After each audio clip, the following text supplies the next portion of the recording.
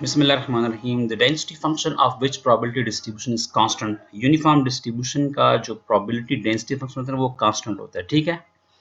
Why the mode of exponential distribution does not exist? Because of that जो exponential distribution जो style होता है, जो उसका स्ट्रक्चर है, वो बड़ा शार्पली स्क्यूड डिस्ट्रीब्यूशन है। जो डिस्ट्रीब्यूशन बहुत ज्यादा स्क्यूड होती है ना, तो उसका मोड जो है फिर वो एग्जिस्ट नहीं करता, ठीक है। तो ये इसकी रीजन है। What can you say about the kurtosis of uniform distribution? देखो यूनिफॉर्म डिस्ट्रीब्यूशन जो kurtosis है वो हम बीटा 2 के बिहाफ पे जो है वो उसको हम उसका अंदाजा लगा सकते हैं। अगर इसका हम बीटा 2 कैलकुलेट करें तो वो 1.8 आता है, ठीक है, और जो कि लेस देन 3 होता है। तो जब बीटा 2 3 से लेस होता है तो फिर हम कहते हैं कि इसमें ये जो है हमारे पास ये प्लेटिक है, ठीक है। तो हम कह सकते हैं कि जो हमारे पास यूनिफॉर्म डिस्ट्रीब्यूशन है ये प्लेटिक है, इसका kurtosis जो होता है वो 3 से लेस होता है।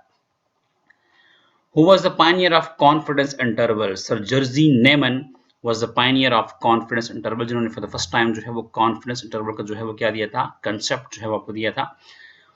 The range of standard normal distribution is 6 standard deviation. How?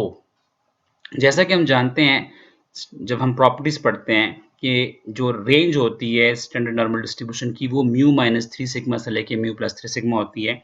यानी ज़्यादातर जो ऑब्जर्वेशन हैं, यानी 99% ऑब्जर्वेशन जो हैं वो म्यू माइनस 3 सिग्मा से लेके म्यू प्लस 3 सिग्मा के दरमियान आती हैं। तो इनका अगर आप डिफरेंस ले लेना तो म्यू म्यू आपस में कट जाएगा और आपके पास जो है वो 6 स्टैंडर्ड डिविएशन आ जाएगा। तो ये बिल्कुल ठीक बात है, इसकी जो रेंज होती है वो 6 स्टैंडर्ड डिविएशन होती है।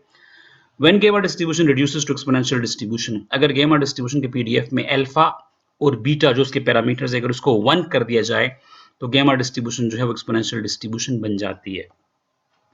If m is equal to n is equal to 1 in beta distribution के दो ही पैरामीटर्स होते हैं m और n, अगर दोनों को 1 कर लिया जाए तो जो डिस्ट्रीब्यूशन बनेगी फिर उसको हम यूनिफॉर्म डिस्ट्रीब्यूशन कहेंगे, ठीक है।